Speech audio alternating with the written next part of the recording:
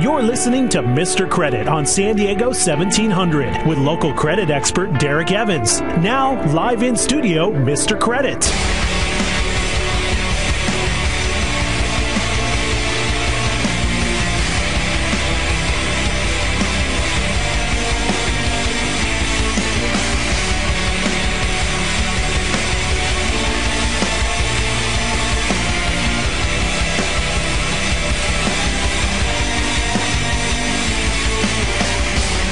Yes, welcome to Mr. Credit. We are live and local here in San Diego. I'm happy to be back with you here on Tuesday. We'll be coming at you on Mondays in early October. We're bringing you the most important hour in radio, folks. It's indisputable. If you dispute it, go to MrCreditRadio.com and send me an email.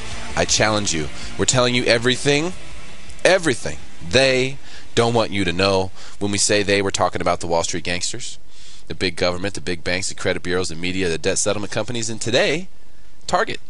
I'm going to tell you something that Target doesn't want you to know, and I want to preface with, although it may sound like I'm encouraging you to do something illegal, I'm definitely not. You can do a Facebook search for Mr. Credit, and you will find me there. And we're going to jump on Padres right away. We got some sports we got to get to for obvious reasons right off the bat here.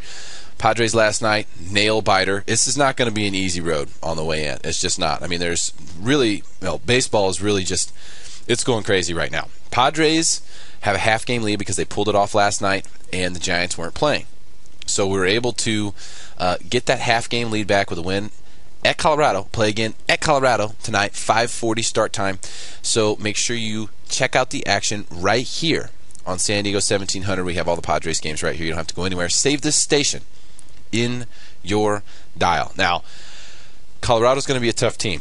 We have to continue to play well. There's a lot of things happening down the stretch, but here's the good news. Wild card situation, we're in great shape.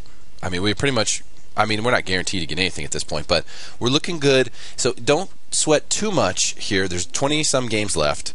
Let's see, 143, so there's 19 games left. So there's still some time here for us to create some separation.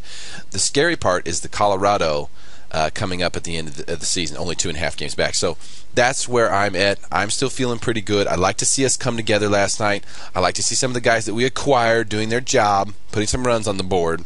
All right, we need that, obviously. So happy about what I saw as far as baseball is concerned. But now, football, on the other hand. This is ridiculous. Kansas City. Really? Kansas City? Really? Come on, man. I don't have time to say this gently, so I'll be very direct. I'm pissed. That sucked. Didn't you just think for sure that we were going to score the touchdown? I mean, didn't you think? Did you just knew it? You just knew we were going to score that touchdown, right? You knew we were going to score that touchdown. There was no doubt about it. I mean, I knew we were going to tie the game when it was still 21-7. I knew we were going to come back and tie that game. I just knew it. And then we blew it at the end. That's kind of the problem. You practice here in San Diego every single day, where it's beautiful. You don't get to simulate those conditions that you can get. Remember, I'm from Missouri. I know what it's like out there. It can be hot and raining. It can be cold and raining. But it can rain for days. And that's tough. Those are tough conditions. Our guys are slipping all over the place. 2 touchdown passes, the guy slipped. It could be it could have to do with the shoes they're wearing. I don't know. All I know was it sure was disappointing. Wow, that is brutal. To lose to Kansas City. I mean, come on. Well, let's start off with Target. Okay, I led with Target. I'm going to get past the sports because it's too early in the season to talk about football and to get too into football. We clearly have a decent team. We can't run the ball at all. Hopefully that'll change.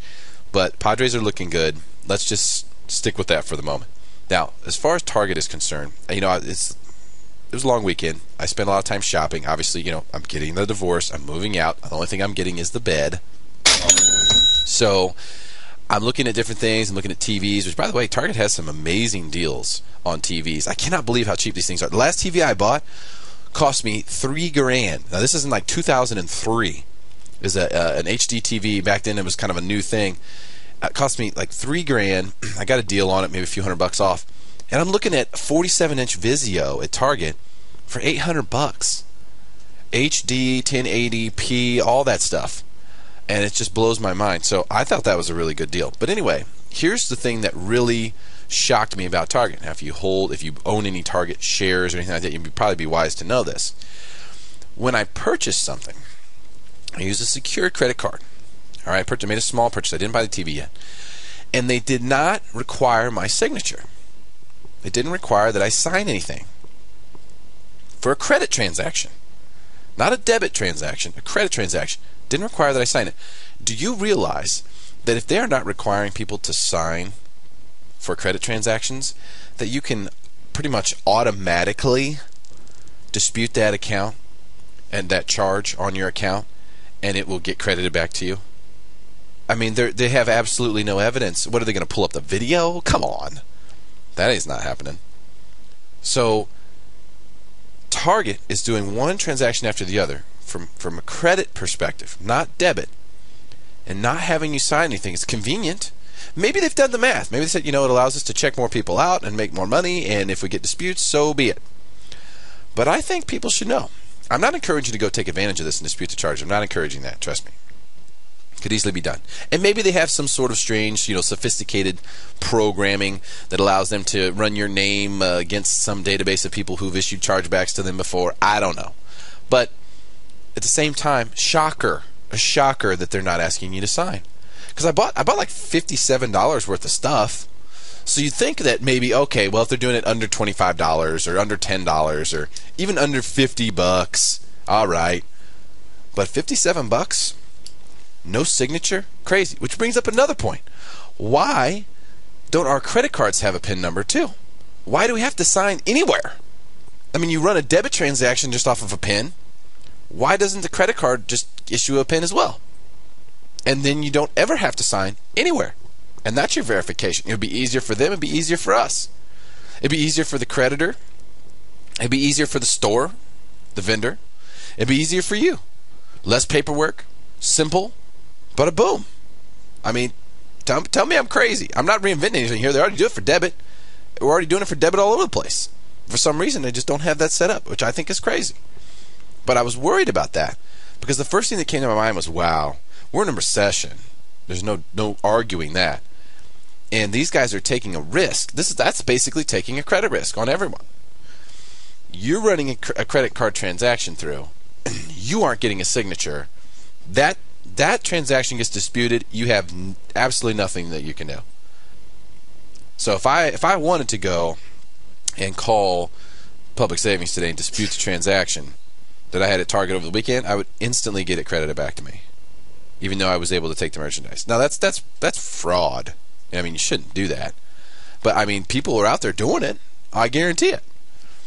So now, I'm not saying, if you own Target stock, you need to go throw it away. I'm just saying I think people should know. And I know they don't want you to know this, and for good reason. But why take the risk? Is it really that tough? I mean, everybody else is having you sign. Walmart has you sign on the little pin pad. You sign on the pin pad, then it stores it electronically in their electronic receipts file. That makes sense to me. A pin makes sense to me. Neither? I have to say, that is just plain stupid. Don't! But that's just me. Maybe they know something that I don't know. It's definitely possible. I got a really interesting debt settlement mailing that I'm going to go through with you in detail. And I tell you what they're really preying on here is just, there's no doubt about it. It's just so ugly. They know, they being the debt settlement companies, they know that a lot of people have a lot of credit card debt out there. They know that people are struggling to pay their bills. They know that people are getting collection calls over and over and over all day long, at work, at home, on the cell. They know that people have financial pressure. They know that people have homes that are underwater. They know people are facing foreclosure. They know that people are looking for answers to their debt problems. They're looking for solutions. And they are taking a misconception and twisting it and trying to make it the rule of thumb. And it's so wrong that they're doing that. The truth is this. Anyone who has financial difficulties, I don't care what the reason is for, there's always a solution. There's always a best solution for every single person. In most cases, and I mean almost every single one, the best solution for someone who has credit card debts, collections, medical bills, any unsecured debts like that, bad auto leases, anything along those lines, is going to be Chapter 7 bankruptcy. This is why I bring William McDonald into the studio.